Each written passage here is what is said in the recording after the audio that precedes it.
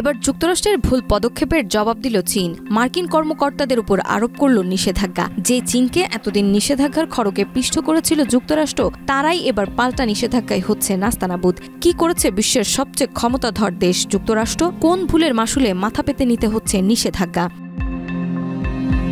Hong Kong সংক্রান্ত ইস্যুতে যুক্তরাষ্ট্রের ভুল পদক্ষেপের প্রতিক্রিয়ায় মার্কিন কংগ্রেসের সদস্য, কর্মকর্তা ও বেসামরিক সংস্থার প্রধানদের ওপর নিষেধাজ্ঞা আরোপ করেছে চীন। 21 এপ্রিল এই ঘোষণা দেয় বেইজিং। এই ঘোষণার সত্যতা প্রকাশ করেছে বার্তা সংস্থা আনাদোলু।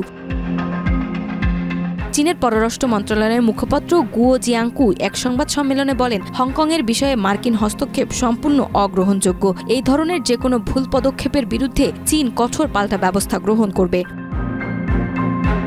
ওয়াশিংটনের সাম্প্রতিক নিষেধাজ্ঞার জবাবে এই পদক্ষেপ নেওয়া হয়েছে বলে জানা যায়। চলতি মাসের শুরুতে 6 জন ঊর্ধ্বতন চীনা ও হংকং কর্মকর্তার উপর নিষেধাজ্ঞা জারি করেছিল যুক্তরাষ্ট্র। তারা অভিযোগ করে হংকংয়ের জাতীয় নিরাপত্তা আইনকে ব্যবহার করে 19 জন গণতন্ত্রপন্থী কর্মীকে ভয় দেখানো, নীরব করা এবং হয়রানি করা হয়েছে।